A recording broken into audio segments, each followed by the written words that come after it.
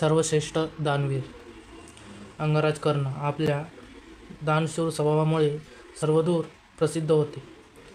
देवराज इंद्राला केलेल्या कुंडनाच्या दानामुळे तर कर्ण त्रिलोकीय कासी प्रसिद्ध होते. दररोज सकाळी स्नान पूजा करून सोनेदान केल्याशिवाय कर्ण पाणीसुद्धा पित नसे.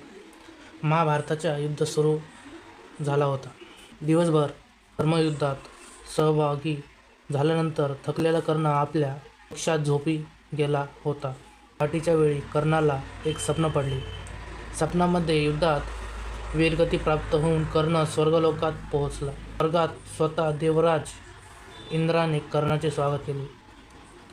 सुवर्ण महलात कर्णाची व्यवस्था करण्यात आली होती. संपूर्ण महलात सर्व गोष्टी सोन्याच्या होत्या.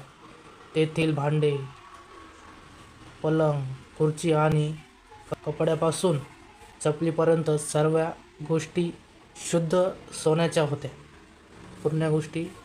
पूर्ण सोन्याच्या. जागा मिळाल्याने कर्ण अगदी खुश होता.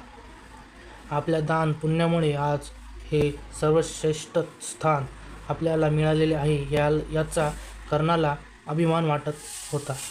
अहंकाराने फुललेला कर्ण विश्रांती घेण्यासाठी सोन्याच्या पलंगावर आडवा झाला. आपल्या सुवर्ण दानाचे फळ आपल्याला मिळाले याचा आनंद त्याच्या चेहऱ्यावर झळकत होता. म्हणजे मी एवढं केलं आहे, दान केलं आहे, त्याचं मला फळ मिळालं, मला त्याच्याबद्दल फळ मिळालं किंवा मला त्याच्याबद्दल पुण्य काहीतरी. आपली प्रत्येकाची काहीतरी इच्छा राहतेच की आपल्याला आपण कोणाला काहीतरी देतो आहे तर आपल्याला कोणाकडून काहीतरी पाहिजे राहतंच आणि 100% आपल्याला काही ना काही पाहिजे राहतंच. म्हणून आपण दुसऱ्याला देतो कारण की आपल्याला त्याच्याकडून काहीतरी पाहिजे असतंच. तर पुढं सांगतो. थोड्या वेळाने कर्णाला तहान लागली. आपल्या संपूर्ण भवनात त्याने चौफेर दृष्टी फिरवली. म्हणजे चौबाजूने चारी बाजूला पाहिले. त्याला कुठेही पाणी दिसले नाही. कुठे पण पाणी भेटलं नाही.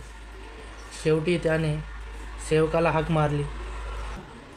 सेवकाने विनंतीने सोन्याच्या प्याल्यात वितळलेले द्रवरूपी सोने आणून ते कर्णाच्या समोर ठेवले. म्हणजे सोन्याचे द्रव म्हणजे सोन्याच्या कटोरीमध्ये सोन्याचा जो द्रव आहे म्हणजे तो सोन्याचा तापलेला सोन्याला आपण तापल्यानंतर त्याचा तो सोन्याचा तो द्रव बनतो तो समोर येऊन ठेवला.